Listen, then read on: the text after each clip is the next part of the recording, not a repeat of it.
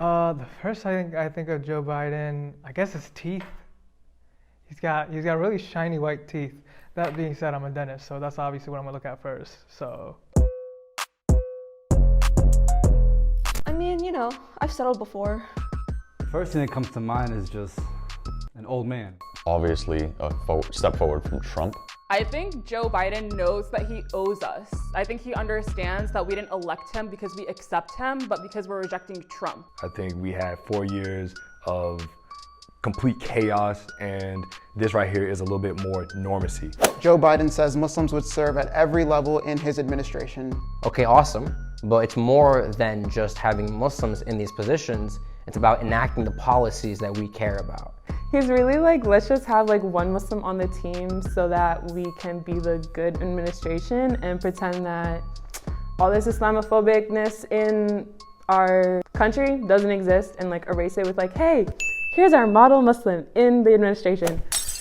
Yeah, no. I saw this and my ears literally just perked up. But so far he's picked his cabinet and I haven't seen a single Muslim in it. Joe Biden uses inshallah in response to Trump during debate, lighting up Twitter.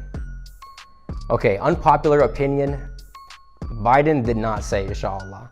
I don't think he said it.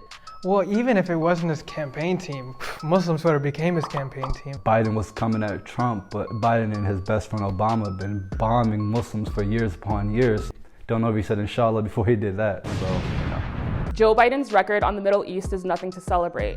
Exactly. It's not hard to be Joe Biden. Like, it's not hard to be better than your predecessors. You have Bush, Obama, and Trump pitted up against you. Like, you cannot be worse than that. It's not really hard to just not be horrible. He will be bringing a lot of baggage to the Middle East. That is really that is so concerning. He's going to be president. Like Trump, Biden has pledged to end forever wars in the Middle East and Afghanistan, focusing only on the Al-Qaeda and Islamic State terror groups and ending support for the Saudi-led war in Yemen.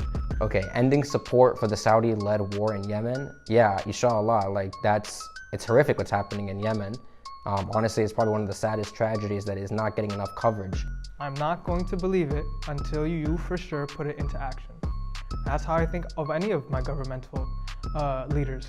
So may you be Senate, Representative, Mayor. If you're not going to do it, don't say you're going to do it, and I'm not going to believe you until you do it. Allahu Akbar.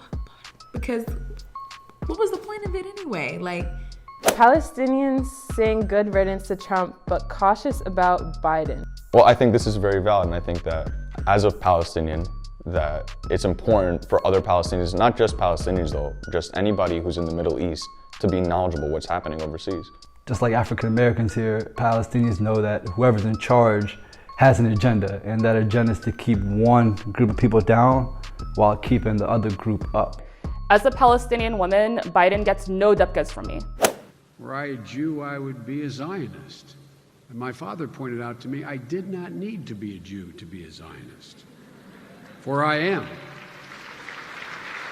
Israel is essential to the security of Jews worldwide. Zionism is racism. So no, Joe Biden, I don't agree with you. I'm not a Zionist, and I don't think you should be either. This is AKA hate speech. That's just, gross language.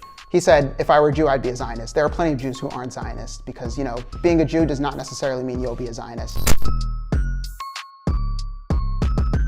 So I'm glad that we're out of the other government that we had before, but we still have a lot of work to do. But at the end of the day, we have to see that. Like, action speaks louder than words. All right, we're all about the action. Muslims about action, you know what I'm saying? I don't think we're going to find a president who's going to be supporting Palestine. So right now, if you're looking at strictly domestic, he's going to be a better president than the one that we had.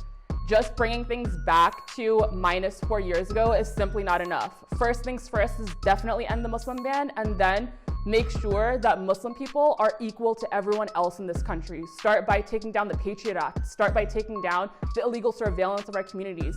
All of the unwarranted policies that are disproportionately impacting us solely because of our religion or our faith.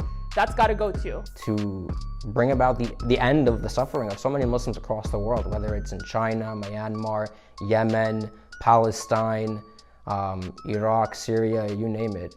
So hopefully, he is a means to a greater end, inshallah. But we'll try our best to keep his feet to the fire and get him to fulfill his promises.